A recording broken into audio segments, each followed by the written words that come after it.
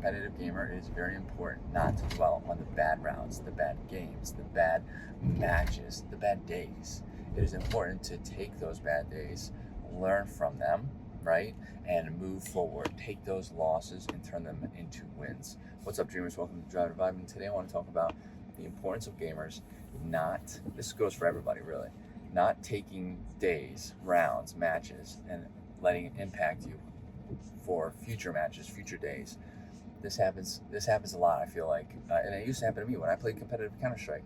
I used to let a bad round spiral me into a whole bad game, especially if it was early on. I would practice. I would, right before matches, I would play very, very, very well. And then during the match, I wouldn't play well at all. And then I'd have a bad round where I either got outplayed, outshot, whatever it may be. And that would just really upset me. And I'd be like, I don't understand. I was just playing well. Now I'm comparing myself to my previous practice, which was right before this. And that made me even more mad. Why am I all of a sudden playing poorly? And because I'm thinking about that, and I'm not 100% thinking about the match, I'm thinking about my poor performance instead of learning from it and trying to adjust. I'm thinking about that instead of my performance in the match. Now I'm distracted, and the game is a downward spiral. Okay, it's a not a good mindset to be in. So what is better to be done is to take, like, I got outplayed. That's okay. Let me think about, like, where was I positioned? Where was the enemy positioned? What could I have done differently?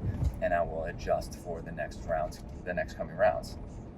That is a much better mindset than, taking that downward spiral of emotions and running with that, right? Because that would just end up having you have a very inconsistent, very bad game.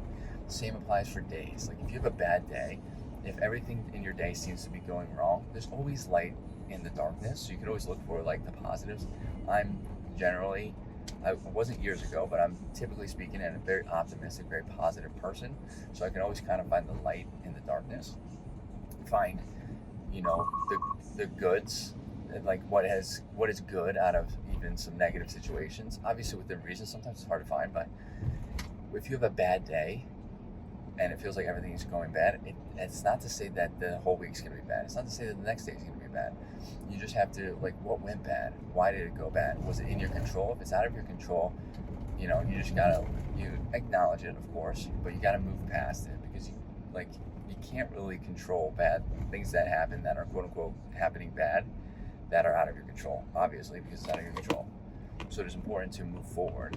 You don't want to dwell on it, because it could potentially impact your future. And if you are aspiring to be a professional gamer, even a streamer, and you continuously let things get under your skin, dwell on them, you have to acknowledge them. I'm not saying ignore them, but you dwell on them for long periods of time, you have high potential of increasing inconsistency, of increases your chances of having a bad match or a bad game, or just a bad day in general. So let's try not to focus. Easier said than done, but with practice you can learn how to focus yourself on more of the positives.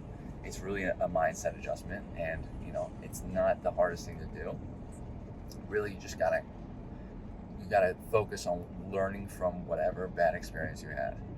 If you can do that, which you can, it will significantly help your mindset, your mood, your ability to play games, and your inconsistency, for sure, and your life in general.